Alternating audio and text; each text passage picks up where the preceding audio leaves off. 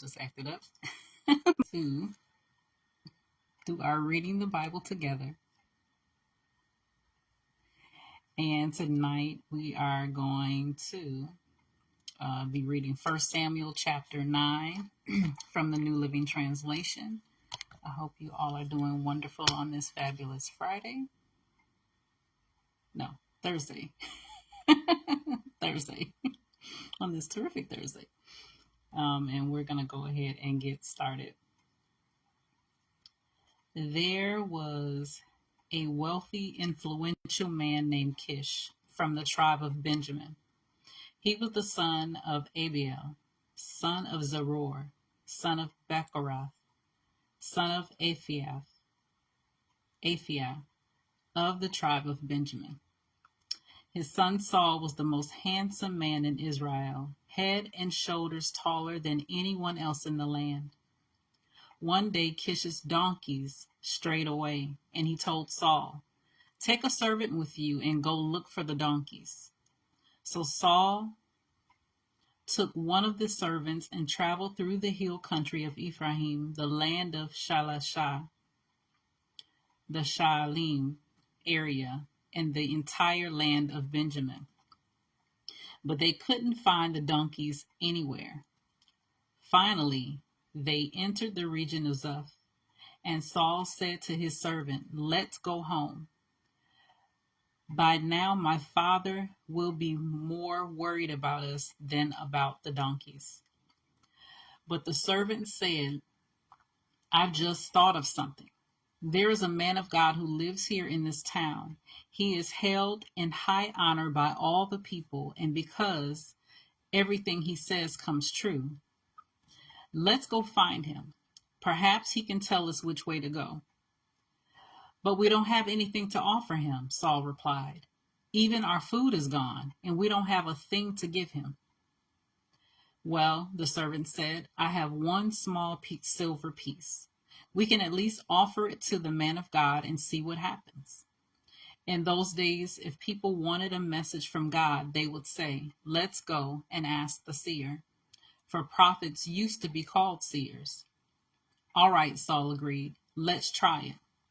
So they started into the town where the man of God lived. As they were climbing the hill to the town, they met some young women coming out to draw water. So Saul and his servant asked, "Is the seer here today?" "Yes," they replied. "Stay right on this road. He is at the town gates. He has just arrived to take part in a public sacrifice up at the place of worship. Hurry and catch him before he goes up there to eat. The guests won't begin eating until he arrives to bless the food." So they entered the town, and as they passed through the gates, Samuel was coming out toward them to go up to the place of worship. Now the Lord had told Samuel the previous day, "About this time tomorrow I will send you a man from the land of Benjamin. Anoint him to be the leader of my people, Israel. He will rescue them from the Philistines, for I have looked down on my people in mercy and have heard their cry." When Samuel saw Saul, the Lord said, "That's the man I told you about. He will rule my people." Just then Saul approached Samuel at the gateway and asked, "Can you please tell me where the seer's house is?" "I am the seer," Saul replied. "Go up to the place of worship ahead of me. We will eat there together, and in the morning I'll tell you what you want to know and send you on your way. And don't worry about those donkeys that were lost 3 days ago, for they have been found. And I am here to tell you that you and your family are the focus of all Israel's hope." Saul replied, "But I'm only from the tribe of Benjamin, the smallest tribe of Israel, and my family is the least important of all the families of that tribe. Why are you talking like this to me?" Then Samuel brought Saul and his servant into the hall and placed them at the head of the table, honoring them above the 30 special guests. Samuel then instructed the cook to bring Saul the finest cut of meat, the piece that had been set aside for the guest of honor. So the cook brought in the meat and placed it before Saul. "Go ahead and eat it," Samuel said. I was saving it for you even before I invited these others." So Saul ate with Samuel that day.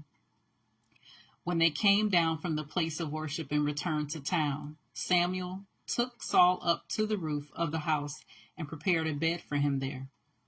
At daybreak the next morning, Samuel called to Saul, "Get up, it's time you were on your way." So Saul got ready, and he and Samuel left the house together.